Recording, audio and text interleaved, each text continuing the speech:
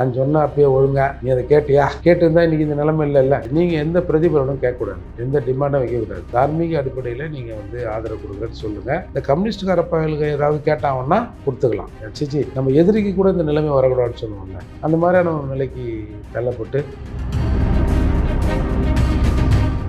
But இதையெல்லாம் கடந்து பேசாது இவங்க அதிமுக கூட டைப் வைக்கலாம், வெளியிலேருந்து ஆதரவுன்ற மாதிரி. ஏன்னா இவங்கெல்லாம் குறைஞ்ச விலைக்கு வேலை போயிடணும். அப்புறம் அங்கே போய் உள்ளே போய் குறைச்ச கொடுத்துட்டே இருப்பாங்க.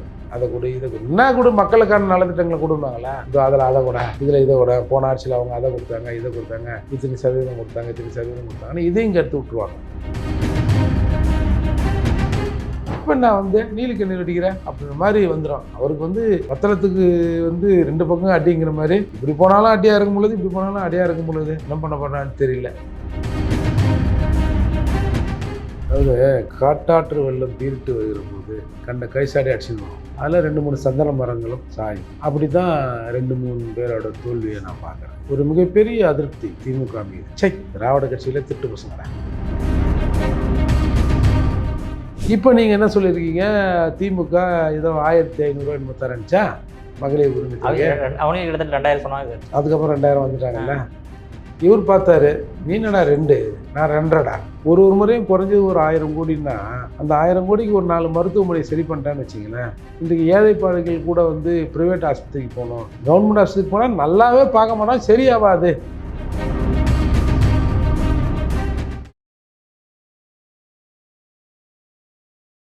இளைய பாரத நேயர்களுக்கு வணக்கம். இன்னைக்கு நம்ம நேர்களில் நம்ம சிறப்பு விருந்தினர் புரட்சி தமிழகம் மற்றும் பரையர் பேரவைத் தலைவரான ஏர்போர்ட் மூர்த்தி சார் அவர்கள் தான். சார் வணக்கம் சார். வணக்கம். Okay sir. பட் இருந்தாலும் இப்போ வந்து தொங்கு சட்டசபையோட இருக்கக்கூடிய சுச்சுவேஷனில், ஏன்னா இப்போ வந்து பெரும்பான்மையை நிரூபித்து காட்டணும்ல சார் அவருக்கு. ஸோ இப்போ திருமாவளவனர் வந்து விஜயோட கூட்டு சேருவாரா? ஏற்கனவே அதை பேச ஆரம்பிச்சிட்டாங்க. வந்து சில பாதிரியார்கள் வந்து விஜய் தரப்பில் பேச ஆரம்பிச்சிருக்காங்க. பட் ஆனால் அவங்க சொன்ன ஒரே டிமாண்ட் என்னென்னா வந்து நீங்கள் எந்த பிரதிபலனும் கேட்கக்கூடாது, எந்த டிமாண்டும் வைக்கக்கூடாது. தார்மீக அடிப்படையில் நீங்கள் வந்து ஆதரவு கொடுக்குறேன்னு சொல்லுங்கள். இந்த கம்யூனிஸ்ட்கார பயல்கள் ஏதாவது கேட்டாங்கன்னா கொடுத்துக்கலாம். நீங்கள் வந்து உங்கள் செல்வாக்கு இப்பொழுது டவுன்ஃபால் ஆகிருக்கு. இந்த டவுன்ஃபாலை நீங்கள் தூக்கி நிறுத்துறதுக்கு, அதாவது கீழே சரிஞ்சிருக்கு, இந்த சரிவை தூக்கி நிறுத்த நீங்கள் வந்து இங்கே ஆதரவு கொடுத்து முதல்ல உங்கள் சமூகத்தில் திரும்பவும் நீங்கள் ஒரு செல்வாக்கான நபராக மாறுங்க. அதுக்கப்புறம் நம்ம ஏதாவது கேட்டுக்கலாம். சப்போஸ் விஜயா பார்த்து எதனா கொடுத்தாருன்னா வாங்கிக்கங்க. ஆனால் டிமாண்ட் மட்டும் நீங்கள் வச்சிடாதீங்க. இல்லை சார், ஆதவ அர்ஜுனா பேசி ஏதாவது ஒரு மினிஸ்டர் போஸ்ட்டு, ஆட்சியிலும் பங்கு அதிகாரத்திலும் பங்கு ஏதாவது, அதை கேட்டால் தான் அவன் உதவி வருவானே ஆதவ அர்ஜுனா. நான் சொன்ன அப்பயே ஒழுங்கா நீ அதை கேட்டியா? கேட்டிருந்தா இன்றைக்கி இந்த நிலைமை இல்லைல்ல சார். உண்மையிலே வந்துங்க, நீங்கள் இது ஸ்டாட்டிஸ்டிக்ஸ் பண்ணுறவங்க தானே ஒரு மாதிரி செட்டப் பண்ணுறாங்க. அப்போ அவர் இருந்திருந்தால் கூட திரும்பவும் ஏதாவது ஒரு நிலைக்கு ஆளாக்கியிருப்பார். இந்த மாதிரி அழுஞ்சு கெஞ்சி கூத்தாடி வந்து ரொம்ப அது பாவம். நான் வந்து தேர்தலுக்கு முன்னாடி அவர் ரொம்ப பேசணும், பாவம் இப்போயே ரொம்ப நொந்து நூலாக இருப்பார். அதனால் அவரை பேச வேணான்னு பார்க்குறேன் நான். சிச்சி நம்ம எதிரிக்கு கூட இந்த நிலைமை வரக்கூடாதுன்னு சொல்லுவோம்ல, அந்த மாதிரியான ஒரு நிலைக்கு தள்ளப்பட்டு இன்றைக்கி பாருங்கள் 2 தொகுதி வெற்றி பெற்றிருக்காங்க. நீங்கள் அது அந்த ஜோதிகா அது வந்து அது ஏன் சார் இந்த தேர்தலில் ஒரே ஒரு நன்மை என்ன தெரியுமா? அப்படியே வெள்ளத்தாடி மீசியமா அப்படியே வாராத தலையை கிளியுமா, பாதி வெல்ல முடியும் கருப்பு முடியுமா கந்தார் சார், முக்கால்வாசி வெல்ல முடியாது சார். சிவர் பலார் ஆரம்பிச்சுன்னா டைக்கி போட்டு மீசைக்கெல்லாம் டை போட்டு ஜம்முன்னு ஒரு துண்டை போட்டு ஜோதிமணியா சார். ஆமாம், இது ஒண்டி தான் சார் இந்த தேர்தலில் நடந்த நல்ல விஷயம். அந்த மனுஷனுக்கு ஒரு 10 வயசுக்கு முன்னாடி கிட்டாந்து விடுதலை விஷயத்தை விட்டுருக்காங்க சார். அதெல்லாம் அங்கே வந்து இயல்பாக அவர் வெற்றி பெற்றார். இன்னொரு தொகுதியில் ஒரு ஓட்டுக்கு 1500 கொடுத்தாங்களாம்.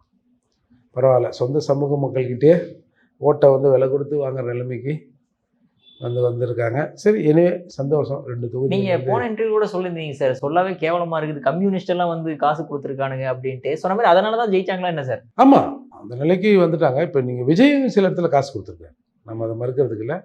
வந்து ஓட்டுக்கு 2000 ஒரு பட்டு புடவை கொடுத்த தொகுதியெலாம் எனக்கு தெரியும். ஒரு பட்டு புடவை கொஞ்சம் காசு இருக்கிறவங்க நிறைய இடத்துல கொடுத்துருக்காங்க. பட் ஒரு ஆட்டோ ஓட்டுநர் கூட ஜெயிச்சிருக்கிறதா வந்திருக்கு. அதெல்லாம் ஒன்றும் இல்லை, சாமானியர்கள் பல பேர் ஜெயிச்சிருக்காங்க சார். அதாவது சொந்த அந்த எந்த தொகுதியில் நின்னாங்களோ அந்த தொகுதியில் பெயர் தெரியாத முகம் தெரியாத பல நபர்கள் இன்றைக்கி வெற்றி பெற்றிருக்காங்க. பட் இவங்கெல்லாம் போய் சட்டமன்றத்தில் போய் அந்த சட்டமன்ற நெறிமுறைகளை தெரிஞ்சு, ஏன்னா சட்டமன்றம் நாடாளுமன்றம் என்பது ஏதோ எம்எல்ஏலாம் போய் உட்காந்துட்டு டப்பு டப்புன்னு தட்டிட்டு ஏதோ சட்டமன்றத்தில் பேசுகிறாங்க, போகிறாங்க, வராங்க, அப்புறம் வெளிநடப்பு பண்ணுறாங்கன்னு மட்டும் இல்லை. சட்டமன்றமும் நாடாளுமன்றம் சட்டம் இயற்றுகிற இடங்கள். சட்டத்தை அங்கே தான் இயற்ற முடியும். பார்லிமெண்ட்லேயும் சட்டமன்றத்தில் தான் வந்து சட்டத்தை இயற்ற முடியும். அந்த அளவுக்கான வல்லமை படைத்தவர்களாக இவர்கள் மாறணும்னு தான் நான் நினைக்கிறேன். ஏன்னா அதை மாற்றக்கூடிய நபர்கள் அங்கே இல்லை. ஒரு 4-5 பேர் தான் இருக்கிறாங்க. அப்படி இருக்கும்போது இது எப்படி ஆட்சி பண்ண போகிறாருன்னு தெரியல. முழுக்க வந்து பியூரோக்ரஸி நினச்சியும் ஆட்சியை கொடுத்துட முடியாது. அது ஒரு சிக்கல் இருக்குது. அப்படி இருக்கும்போது இந்த விசிகா, இந்த கம்யூனிஸ்ட்டு, காங்கிரஸ், இந்த அம்மா ஒன்றுக்கு தான் இப்படி இருந்துச்சா, எஸ் சார், அந்த ஒரு பயங்கரமாக இருக்குமே ஒரு அம்மா, தேமுதிக அம்மா, பிரேமலதா விஜயகாந்த். ஆமாம், அந்த அம்மா இருக்குது. அது எப்போயோ ரெடி ஆகிட்டு இருக்கோம். நல்ல வேலை சார், இறைவன் மிகப்பெரியவன் சார். 10 தொகுதியில் ஒரு 5-6 தொகுதி ஜெயிச்சிருந்துன்னு வச்சிங்களேன், இந்நேரம் அந்த அம்மா விஜய்கிட்ட இருந்திருக்கும். அதில் ஒன்று தான் அந்த அம்மா ஜெயிச்சிருக்கு. அப்போது இவர்களுக்குள்ளான பேச்சுவார்த்தை சில பாதிரியார்கள் சொன்ன மாதிரி பாதிரியார்கள் ஆரம்பிச்சிட்டாங்க. பட் இதையெல்லாம் கடந்து பேசாது இவங்க அதிமுக கூட டைப் வைக்கலாம், வெளியிலேருந்து ஆதரவுன்ற மாதிரி. ஏன்னா இவங்களாம் குறைஞ்ச விலைக்கு வேலை போயிடுறாங்க. அப்புறம் அங்கே போய் உள்ளே போய் குடைச்சல் கொடுத்துனே இருப்பாங்க. அதை கொடு, இதை கொடு, என்ன கொடு, மக்களுக்கான நலத்திட்டங்களை கொடுப்பாங்களா, இதோ அதில் அதை கூட, இதில் இதை கூட, போன ஆட்சியில் அவங்க அதை கொடுத்தாங்க, இதை கொடுத்தாங்க, இத்தனை சதவீதம் கொடுத்தாங்க, இத்தனை சதவீதம் கொடுத்தாங்கன்னு இதையும் இங்கே எடுத்து விட்ருவாங்க. அப்படிங்க தான். அப்புறம் இன்னொரு இப்போ தான் வரும்போது ஒரு நண்பர் ஒருத்தர் சொன்னார், இன்னொரு வித்தியாசமான முயற்சியை வந்து நம்ம இந்த தீக்கா மடத்தில் ஒருத்தர் இருக்கிறார்ல, அவரை வச்சு பண்ணலாமான்னு ஒரு முயற்சி நடந்ததுதான். முயற்சி பேசுகிறாங்களாம் இப்போ அரசியல் பரசலாம். அது எந்த அளவுக்கு உண்மைன்னு தெரில. ஒரு காலம் இந்த மாதிரி ஒரு கருத்துருவாக்கத்தை திமுகக்குள்ளே உருவாக்குறாங்களான்னு தெரியல. வந்து நான் வேணா எடப்பாடியாரையும் ஸ்டாலினையும் பேசி ஒரு சரி பண்ணுறோமா, நம்ம திராவிடத்தை விட்டுறக்கூடாது.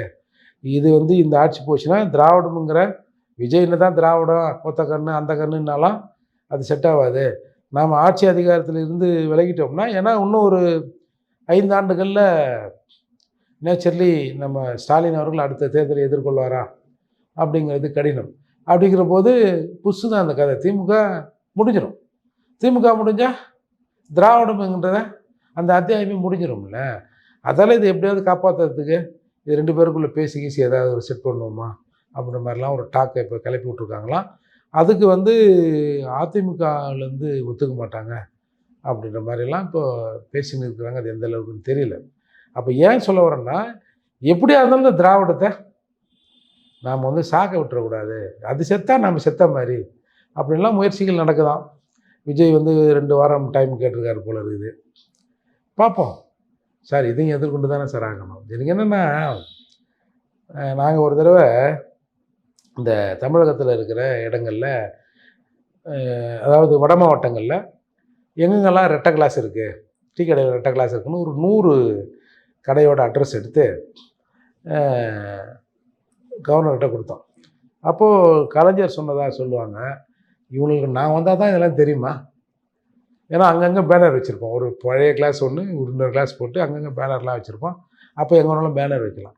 அப்போது எனக்கு ஒரு முக்கியமான ஒருத்தர் சொன்னார், ஏப்பா தலைவரே நான் வந்தால் தான் உனக்கு இதெல்லாம் தெரியுமா அப்படின்னு சொன்னார்ப்பான்னார். அப்போது கலைஞரை எதிர்த்து அரசியல் பண்ணவர்கள், முக ஸ்டாலினை எதிர்த்து அரசியல் பண்ணி குண்டாசிலெலாம் போனவங்க, விசிகா சொல்லி, அப்பேற்பட்ட நம்ம வந்து நாளைக்கு விஜயும் எதிர்த்து அரசியல் பண்ண வேண்டிய கண்டித்துக்கு நம்ம வந்துட்டுமேன்னு பார்க்குற போது ரொம்ப கேவலமாக தான் இருக்குது. Okay sir. பட் இருந்தாலுமே இப்போ நீங்கள் விசிகாவோட நீங்கள் கை கோர்க்கலாமா, baby possibility sir. But Visika போன எலெக்ஷனோட பர்சன்டேஜ் வந்து இன்க்ரீஸ் ஆயிருக்குதா இல்லை குறைஞ்சிருக்குதா? ஸோ அதாவது என்ன சொல்லப்படுதுன்னா, பட்டியலினத்தவர்கள்லாம் வந்து விஜய் பக்கம் நிறைய பேர் போயிட்டாங்க, அதனால வந்து திருமாவளவனோட ஓட்டு வங்கி கம்மியாயிருச்சுன்ற மாதிரி சொல்கிறாங்களே சார். இல்லை, உங்களுக்கு தேர்தலுக்கு முன்னாடியே உங்களுக்கு எதுக்கு திருமாவளவன் 4 சீட்டு தரேன்னாரு அந்த குடும்பத்திலேருந்து? இதெல்லாம் ஆய்வு பண்ணி தானே இந்த நிறுவனம் வைத்து கொண்டு இருக்கிற முக்கியமான இதெல்லாம் ஆய்வு பண்ணி தான். என்கிட்ட ஒன்றுலாம் இல்லை, சும்மா நீ இருக்கிறத உனக்கு விடக்கூடாதுன்னு தான் 4 வாங்கிடும் போது தான் 4லேருந்து ஆரம்பித்தாங்க. அப்போ சார் நீங்கள் இதுக்கு மூர்த்தி ஏதோ பொறாமலை சொல்கிறான், மூர்த்தி காழ்ப்புண்ணிச்சு சொல்கிறான், திருமாவளவனே சொல்கிறாருல்ல, நான் உங்களெலாம் எப்படி படிக்க வச்சேன், நீங்களாம் என்னடா அப்படி போய் நடிகர் முன்னாடி ஓடுறீங்களே, ஓடிட்டீங்களேன்னு சொல்லிட்டாரு. இப்போ நீங்கள் தேர்தல் முடிவில் பாருங்கள், எங்காலும் யாரும் ஓட்டு போடல திமுக, அவங்க நான் சொன்ன வேலையை விளைநிறுத்தங்கள் செய்யலை அப்படின்னு அவரே வந்து பண்ணார். நான் உங்களை நல்லா தானே வளர்த்தேன், ஏன் இப்படி வந்து நீங்கள் போயிட்டீங்க அப்படிலாம் வருத்தப்பட்டார்ல சார். இந்த மக்கள் எப்பயோ அங்கே வந்து கிளம்பிட்டாங்கன்னா ஒன்றும் தேரலை. ஒரு தலைவருக்கே அங்கே மதிப்பு. இப்போ நான் கூட சொல்லலை, திருமாவளவனை வந்து இவர்கள் அவமதிப்பது எங்களை பொறுத்தவரை எங்களையும் அவமதிப்பதற்கு சமம். ஏன்னா ஒரு பெரிய கட்சி தலைவர் 4 எம்எல்ஏ 2 எம்பி வச்சுருக்காரு. ஒன்று ஏய் ஓரம் தள்ளுன்னா, அப்புறம் எங்கள்லாம் ஏய் அவனை அங்கேயே நிறுத்து அப்படி இல்லை சொல்லுவாங்க. அப்போ எங்களையும் அங்கேயே நிறுத்தினா ஜனங்களை இந்த பார்டர் உள்ளே தொடக்கூடாது அவங்க ஜனங்க அப்படி தானே நினைப்பாங்க. அப்படின்ற வருத்தத்துன்னு தான் நம்ம வந்து அவரை வந்து திருந்துன்னு இப்போ கண்கட்ட பின்னே திரும்பவும் சூரிய நமஸ்காரன்றார். அதுதான் பிரச்சனை. வா நீ பாரு, உங்களால் நான் கெட்டேன், என்னால் நீங்கள் கேட்கல, உன்னால் தான் நான் கெட்டேன், சரி பார்ப்போம் அப்படின்னு கூட இல்லாமல் இன்னமும் நாங்கள் அங்கேயே தான் இருக்கிறோன்றாரு. ஆனால் இந்த பாதிரிமார்கள் தான் போய் இதை பேசி ஒரு இப்போ கொஞ்சம் திரும்ப நிம்மதியாக இருப்பார்ல சார்? ஏன்னா கட்சியை உடைச்சிருவாங்கன்னு பயத்தில் இருக்கிறது பார்த்தா கடைசியில் திமுகவே தோத்துருச்சு. அப்போ கன்ஃபார்மாக கட்சியை உடைக்க முடியாது தானே சார்? ஆமாம் சார், அவர் கொஞ்சம் மகிழ்ச்சியாக தான் இருப்பார். என்ன நாட்டம் காட்டினீங்க, அதை பண்ணுவேன் இதை பண்ணுவேன் தூக்கிடுவேன் இறக்கிடுவேன்னா கட்சியில் உன் தலைவரே தூக்கிட்டானே அப்படின்னும் போது உள்ளுக்குள்ளே திருமாவளவன் அவர்களுக்கு ஒரு மகிழ்ச்சி தான். இந்த மகிழ்ச்சியில் அவர் ஒரு 4-5 இடம் ஜெயிச்சிருந்தாருன்னு வச்சுங்க, இன்னும் ஏய் என்னை எப்படிலாம் அழ விட்டீங்க அப்படின்னு இருப்பார். ஆனால் கடைசியில் வா கூட்டு பிரார்த்தனை மாதிரி வா கூட்டு சேர்ந்து அழலாம் இந்த கண்டிஷனுக்கு பாவம் அவரும் வந்துட்டார். இந்த அளவுக்கு மக்களும் அவரை கைவிட்டுறக்கூடாது. அதற்கு காரணம் இவர் மக்களை கைவிட்டது தான். சரி, இதுக்கு மேலே வந்து என்ன பண்ண போகிறார்? இதுக்கு மேலாம் ஒன்றும் நடக்காது. இதுக்கு மேலே திடீர்னு வந்து எங்கள் மேலே வந்து பாசம் வந்த மாதிரி இப்போ திடீர்னு வேங்கை வயலுக்கு விஜய் அவர்கள் சிபிஐ விசாரணைக்கு உத்தரவிடணும் அப்படின்னு கேட்க முடியுமா? நான் கேட்கலாம். திடீர் இப்போ எடப்பாடியார் ஆட்சிக்கு வந்தால் ஆம்ஸ்ட்ராங் கொலை வழக்கை சிபிஐக்கு மாத்திரன்னாரு. விஜய் அவர்களே ஆம்ஸ்ட்ராங் கொலையில் எங்களுக்கு சந்தேகம் இருக்கிறது, எனவே ஆம்ஸ்ட்ராங் படுகொலையை சிபிஐக்கு மாத்திரம் மூர்த்தி கேட்கலாம். ஏன்னா மூர்த்தி திமுக ஆட்சியிலையும் கேட்டேன், அடுத்து வருகிற எந்த ஆட்சியிலையும் கேட்பேன். நீ கேட்பியா? நீ கேட்டேன்னா ஏய் நேற்று வரைக்கும் போன ஆட்சியில் நல்லா தான் செஞ்சுருந்தாங்கன்னா இப்போ நான் வந்து நீலுக்கு வெடிக்கிறேன் அப்படின்ற மாதிரி வந்துடும். அவருக்கு வந்து மத்தளத்துக்கு வந்து 2 பக்கம் அடிங்கிற மாதிரி, இப்படி போனாலும் அடியாக இருக்கும் பொழுது இப்படி போனாலும் அடியாக இருக்கும் பொழுது என்ன பண்ண போறான்னு தெரியல. இன்னமும் இந்த வீணா போன காங்கிரஸுக்கு கம்யூனிஸ்டுக்காரங்க கூட சுற்றிக்கின்னு போராட்டம் வேற சார் 7ஆம் தேதி. என்னவா கேஸ் சிலிண்டர் உயர்த்தினதுனால பேசாத இந்த போராட்டம் பண்ணுங்க. நம்ம விஜய் நீங்கள் சொன்னீங்கல்ல வருஷத்துக்கு 6 சிலிண்டர் ஃப்ரீன்னு, அதை உடனே கொடு அப்படின்னு ஒரு போராட்டம் பண்ணுங்க. அது ஏதாவது நடக்குதான்னு பார்ப்போம். சும்மா இன்னமும் ஒன்றிய அரசு இன்னமும் பிஜேபி அதெல்லாம் ஒன்று காமிச்சிங்களா? இப்போ இந்த ஒரு ப்ரெஸ் மீட்டில் நாங்கள் இந்த தேர்தலில் பிஜேபியும் அதிமுகவையும் தான் மையப்படுத்தி பிரச்சாரத்தை செஞ்சேன். திமுக ஒரு தீய சக்தி, திமுகவை ஒழிப்பதே என் ஃபர்ஸ்ட் இலக்கு அப்படின்னு அவன் விஜய் வந்து பிரச்சாரம் பண்ணுறாரு. இவங்க விஜய் விட்டுட்டு நாங்கள் வந்து பிஜேபி அதிமுக அதுதாங்க பேசியிருந்தோம், இது பேசலைங்க அப்படின்னு நீ நேற்று ஒரு சப்பை கட்டுறாரு. என்ன சார் இது? ஏன்னா மண்டங்கண்ட என்ன திரும்பி போயிச்சா என்னன்னு தெரியல. பாவம் ஒரு 4 நாள் கொஞ்சம் ரெஸ்ட் எடுத்துட்டு இந்த மக்களின் நம்பிக்கையை திரும்பவும் பெறுவதற்கு ஏதாவது ஒரு நல்ல வழியை செய்யுங்க சார். இப்போ ஆக்சுவலாக திமுக மேலே இருக்கிற அதிருப்தினால தான் வந்து விஜய் அவர்களுக்கு அவ்வளோ ஓட்டு போச்சு அப்படின்ற மாதிரி ஒரு பார்வை இருக்கே சார். இது உண்மையான பார்வையா என்ன? அப்படி ஓட்டு போயிருந்ததுன்னா அதிமுகவுக்கும் போயிருக்கலாமே, இல்லையே விஜய் அவர்களுக்கு போகிறதுக்கு காரணம் என்னவா பார்க்குறீங்க? அதாவது காட்டாற்று வெள்ளம் பீரிட்டு வருகிற போது கண்ட கைசாடி அடிச்சுன்னு வரும். அதில் 2-3 சந்தன மரங்களும் சாயும். அப்படி தான் 2-3 பேரோட தோல்வியை நான் பார்க்குறேன். ஒரு மிகப்பெரிய அதிருப்தி திமுக மீது. இந்த திராவிட கட்சியில் திருட்டு பசங்கடா, திருட்டு பயலோடா அப்படின்ற அந்த எண்ணம் இருக்குல்ல, அதில் கண்ணை மூடின்னு ஒரு மாற்று ஒன்று அப்படின்னு ஒரு மக்கள் ஒரு மனநிலை இருக்குது. நாம் எதாக இருந்தாலும் மக்கள் மனநிலை ஏற்றுக்குன்னு தான் ஆகணும். நம்ம பெத்த புள்ள முட்டாளாகுது, படிப்பே வரமாட்டேங்குது, என் புள்ள இல்லைன்னு சொல்ல முடியுமா? நம்மளும் டியூஷன் வச்சு பார்க்குறோம், என்னென்னவோ சொல்லி பார்க்குறோம், 4 பேரை விட்டு சொல்ல விடுறோம். இருந்தாலும் அவனுக்கு வந்து ஒரு மாதிரியாக இருக்கிறான்னா சீச்சி இது என் புள்ள இல்லை அப்படின்னு சொல்ல முடியாதுல்ல. அந்த மாதிரி நாம் வந்து மக்களுக்கு எவ்வளோ விழிப்புணர்வுகளை பல பேர் ஏற்படுத்துகிறாங்க. ஆனால் மக்கள் வந்து இந்த தேர்தலில் யாருமே எதிர்பார்க்காத, ஏன் ஈவன் விஜய் கூட இதை எதிர்பார்த்துருக்க மாட்டார். சார் ஆமாம், அப்படி ஒரு வெற்றி வாய்ப்பை மக்கள் கொடுக்குறாங்க. இந்த வெற்றி வாய்ப்புக்கு காரணம் நான் பெரும்பாலும் பார்க்குறது இந்த ஆதவ் அர்ஜுனா என்ற ஒரு முகம். பின்னாடி இருந்து அவர் தான் இது எல்லாத்தையும் ஒர்க் பண்ணி கொடுத்துருக்காரு. இந்த பாய் மனுஷன் இந்த விசிகாவில் இருந்து இவனுங்க அந்த ஆளை வெளியே அனுப்பாமல் இருந்தால் இந்நேரம் விசிகாவது ஒரு வழியாக இருக்கும். இன்றைக்கி கேடு கட்டு இந்த நிலையில் இருக்க வேண்டிய அவசியமும் இருந்திருக்காது. அப்போது ஆதவ் அர்ஜுனா ப்ளஸ் அந்த விசில் சின்னம், அந்த சின்னங்கிறது பரவலாக ஒரே நைட்டில் எல்லார்கிட்டையும் போயிடுச்சு. எல்லாம் திருமுழுக்க 4 விசிலை கொடுத்து பசங்களாம் ஊத விட்றாங்கன்னா பசங்க பொதுவாகவே சின்ன பசங்க விசில் அடிக்க பிடிக்கும். அது ஊதி ஊதி ஊதி தள்ளிச்சு. அதால தான் இந்த வெற்றி வந்திருக்குது. பட் இது வந்து ஒரு சரியான வெற்றியா, மக்கள் சரியாக முடிவெடுத்தார்களா அப்படின்னு நாம் வந்து இப்போ பேசுனோம்னா வயிற்றெரிச்சல் தான் வரும். நான்லாம் யாருக்குமே இன்டர்வியூலாம் கொடுக்கல. ஏன்னா ஒரு தவறானதை நான் வீட்டுக்கு அனுப்பணும், அதில் மாற்று கருத்து இல்லை. இன்னொரு பக்கம் சரியானதையும் தேர்ந்தெடுக்கணும். அதுதான் சார் முக்கியம். ஆனால் விஜய் மீது ஒரு பெரிய நம்பிக்கையை இவர்கள் வைத்திருக்கிறார். நம்ம ஆரம்பத்திலிருந்தே விஜய் மீது நமக்கு ஒன்றும் பெரிய ஒரு அரசியல் பார்வை இல்லை. ஏன்னா அவருடைய கடந்த கால அரசியல், அவருடைய செயல்பாடுகள் அப்படி.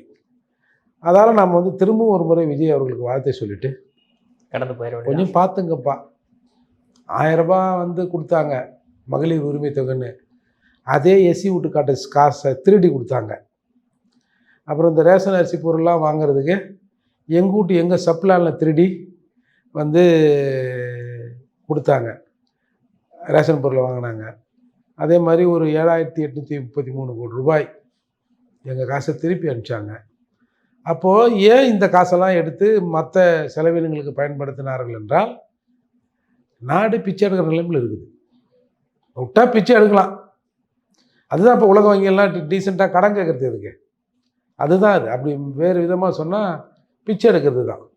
பாருங்கள், என் புள்ள வகுத்து அப்படியே இறுகி போய்க்குது, சாப்பிடாம கொடுக்குது, அவன் வந்து மழை வெயில்லையே பிளாட்ஃபார்மில் கிடக்கிறான், அவனுக்கு வீடு கட்டுறான், அவனுக்கு வெல்ஃபேர் ஸ்கீம் தரோம், சாப்பாடே இல்லாமல் வரான், அவனுக்கு அரிசி வாங்கிறதுக்கு தான் நாங்கள் கடன் வாங்குறோம். இப்படி தான் பிச்சை எடுத்து தான், வறுமையை காட்டி தான் பிச்சை எடுத்து தான் நம்ம வாங்குகிறோம். அந்த நிலையில் நாடு இருக்குது. இப்போ நீங்கள் என்ன சொல்லியிருக்கீங்க, திமுக ஏதோ 1,500 என்னமோ தரேன்ச்சா மகளிர் உரிமை தொகை, அவனே கிட்டத்தட்ட 2000 சொன்னாங்க சார். அதுக்கப்புறம் 2000 வந்துட்டாங்கல்ல.